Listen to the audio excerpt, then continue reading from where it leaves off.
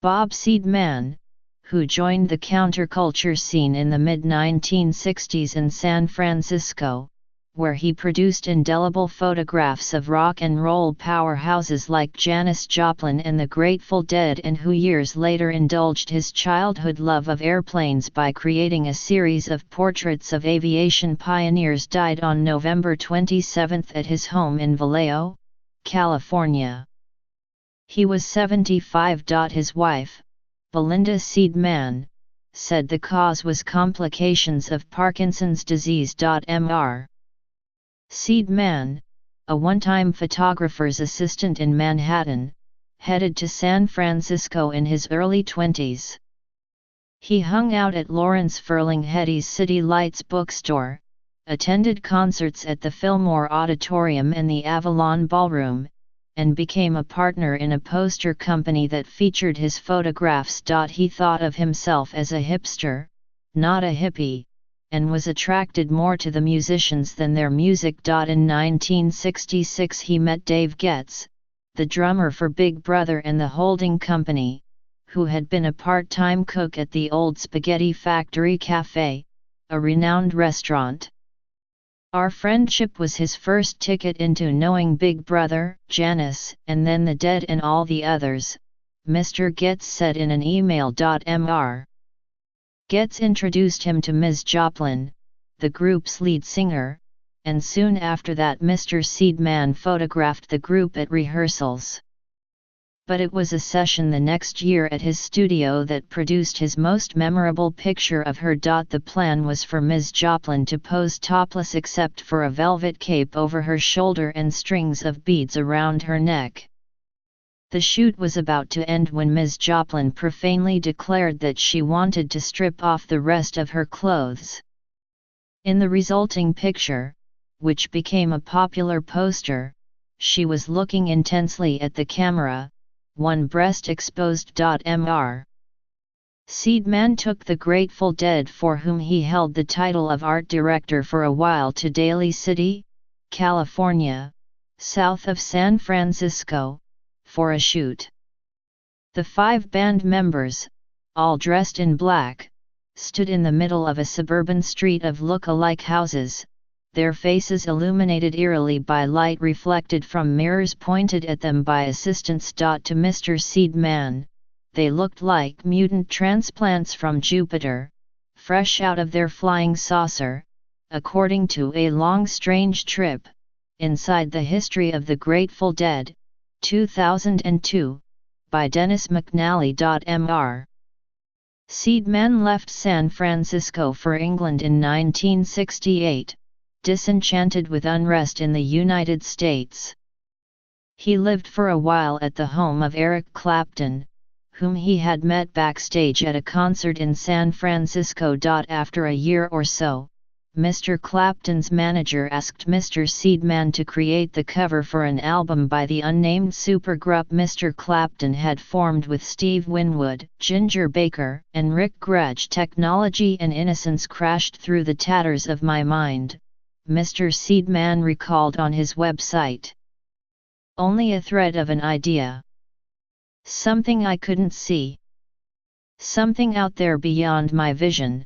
An impulse rippling through the interstellar plasma.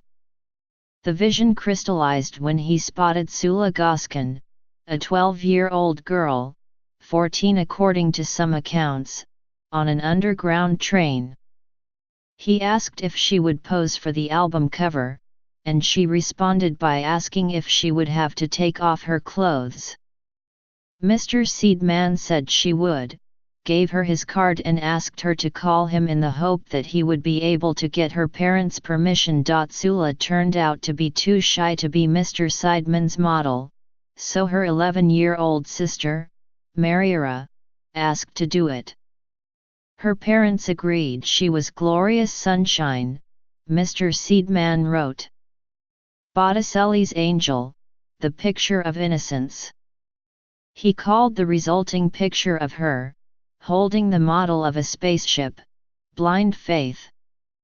That became the band's name, as well as the name of what turned out to be its only album. The cover was sensational enough, a bare-chested girl holding what some saw as a phallic symbol, that the album was released in the United States with an alternate cover, a conventional photo of the group. More than 40 years later, when Who shot Rock and Roll, a touring exhibition of 175 pictures, went to the Columbia Museum of Art in South Carolina, a group demanded that the Blind Faith cover be removed. It stayed in, Gail Buckland, the exhibition's curator, said in a telephone interview. But it was still pushing buttons in 2011. Robert Emmett Seidemann was born in Manhattan on December 28, 1941, and grew up in Woodside, Queens. His father, Emil, managed speakeasies in Harlem before marrying Marion Ryan, a homemaker, and then worked as a milkman. Because of undiagnosed learning disabilities, Robert struggled as a student.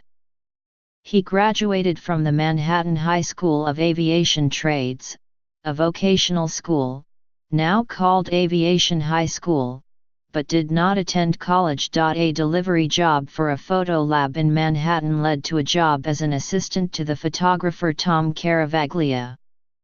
His work included herding sheep into a downtown elevator for a shoot. Tom did some cornball calendar shoots, Belinda Seidemann said. In addition to his wife, the former Belinda Bryant, he is survived by a brother, Donald. Mr. Seidemann never lost his fascination with aviation, which began when he was a youngster watching airplanes land at nearby LaGuardia Airport.